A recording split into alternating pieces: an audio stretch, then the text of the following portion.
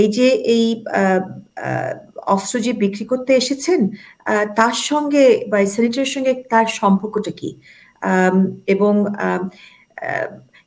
যিনি এখন সেনেটর, এই যে গ্যারি সাহেবের যে কথাটা আপনি বললেন, তার রেফারেন্সটা দিলেন, উনি খুব ইন্টারেস্টিং যে বাইডেন ডেমোক্র্যাটদের একজন প্রতিনিধি, উনি এই পদে কতদিন থাকছেন, অর্থাৎ ওনার পদ চেঞ্জ করার আগেই এই ডিলটাকে উনি সেরে ফেলতে চাচ্ছেন, সেই জন্য কি তাড়াহুড়ো করে চলে এলেন? কারণ এখন উনি হোমল্যান্ড সিকিউরিটির সাথে ওনার একটা প্রতিনিধিত্ব করছেন, কিন্তু আমরা যতটুকু জানি যে যেহেতু পদ পরিবর্তন হয়েছে যুক্তরাষ্ট্রে, এই পদগুলো কিন্তু পরিবর্তন হবে। তো সেই জন্যই ইটস ভেরি ইন্টারেস্টিং। আমরা মার্কিন যুক্তরাষ্ট্র থেকে আগেও কয়েকজন এসেছিলেন যে তাদের ট্রাম্প ইলেক্টেড হওয়ার পরে তাদের যে পদবি ছিল সেই পদবিটা চেঞ্জ হওয়ার আগেই তারা তাড়াহুড়ো করে আমাদের দেশে এসেছিলেন। সো এইটা I find it very curious যে ট্রাম্প কিন্তু অলরেডি বলেছেন, যেটা আপনার প্রোগ্রামে আমি শিওর আপনি আলোচনা করেছেন, যে আপনার বাইডেন সরকারের থেকে অলমোস্ট আপনার 29 মিলিয়ন একবার, আরেকবার 21 মিলিয়ন, হ্যাঁ, এতগুলো টাকা বাংলাদেশে ঢুকেছে এবং দুজনের পকেটে 29 মিলিয়ন ডলার ঢুকেছে।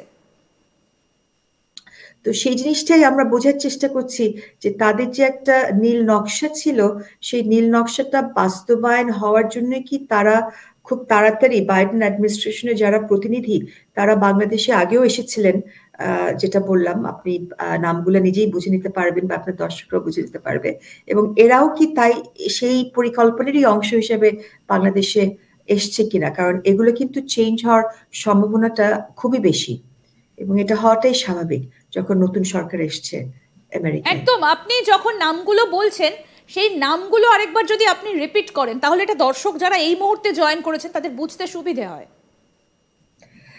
আমরা পত্রপত্রিকায় যে নামগুলো পেয়েছি, মিস্টার গ্যারি পিটার্স, উনি মার্কিন যুক্তরাষ্ট্রের সেনেটর এবং যুক্তরাষ্ট্রের অস্ত্র ক্রয় সংক্রান্ত সংসদীয় কমিটির চেয়ারম্যান। সো এই সংসদীয় কমিটির চেয়ারম্যান যিনি আছেন, আপনার ওনার ব্যাকগ্রাউন্ডটা আপনি বললেন যে উনি ইউনাইটেড স্টেটস নেভিতে রিজার্ভ ছিল 1993 থেকে।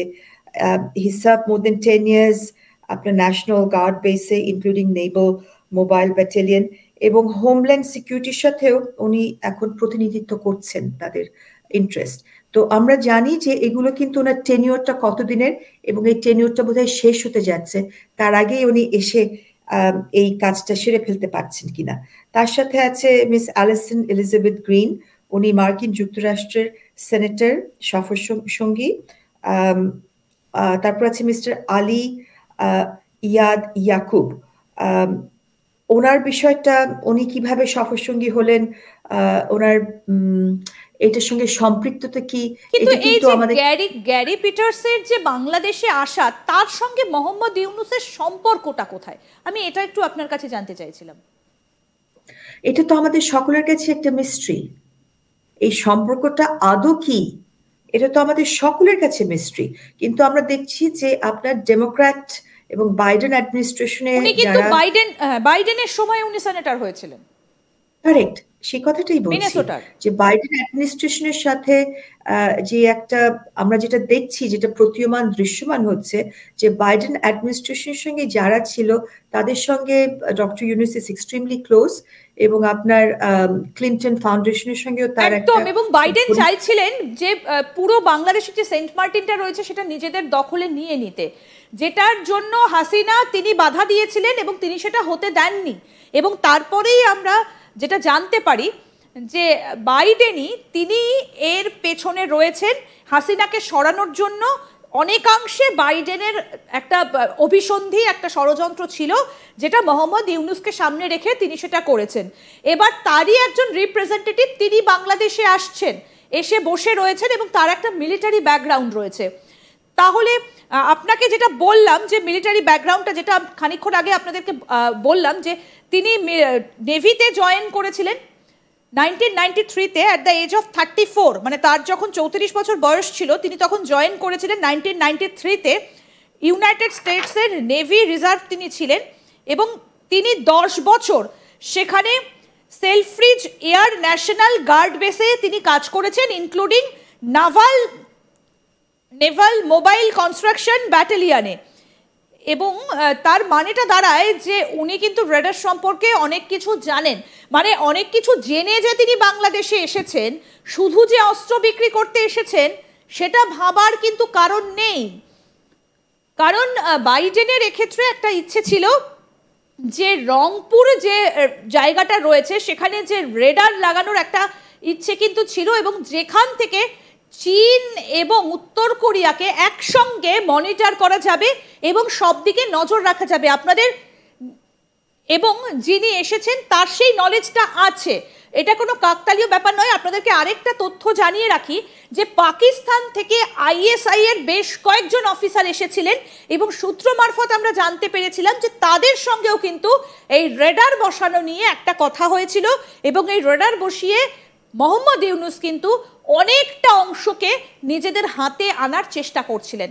কোথাও কি তানিয়া মনে হচ্ছে পুরো বিষয়টা কাকতালীয় নয়, একটা ইন্টারলিঙ্কড সঙ্গে, মানে পাকিস্তান, বাংলাদেশ এবং বাইডেন জামানার একজন নেভি অফিসার তাদের এই বাংলাদেশে আসা কোথাও কি এক সুতোয় গাঁথা? ধন্যবাদ ইন্দিরা। আমি এই যে ডটগুলো আপনি কানেক্ট করছেন আপনার দর্শকদের জন্য, এবং আপনার দর্শকরা যথেষ্ট ইন্টেলিজেন্ট, তারা কিন্তু একটা এই ডটগুলো মিলাতে তারা সক্ষম বলে আমি মনে করি। আপনার এই কথার সাথে যোগ দিয়ে বলবো, জেফ্রি স্যাক্স যিনি একজন ইকোনমিস্ট এবং পলিসি মেকার এবং প্রফেসর, খুব নামকরা কলম্বিয়া ইউনিভার্সিটির, যে কথাটা আপনি বললেন যে রেজিম চেঞ্জ বাইডেন অ্যাডমিনিস্ট্রেশন যেটা করেছিল, এই বিষয়ে কিন্তু জেফ্রি স্যাক্স খুব নামকরা কলম্বিয়া ইউনিভার্সিটির প্রফেসর, উনি নিজেও কিন্তু এই কথাটা বলছেন যে আপনার যখন কোনো আমেরিকা যখন কোনো বেস চায় বা বেস পায় না, তখন তাদের একটা পায়তারা হয় যে রেজিম চেঞ্জ করার জন্য।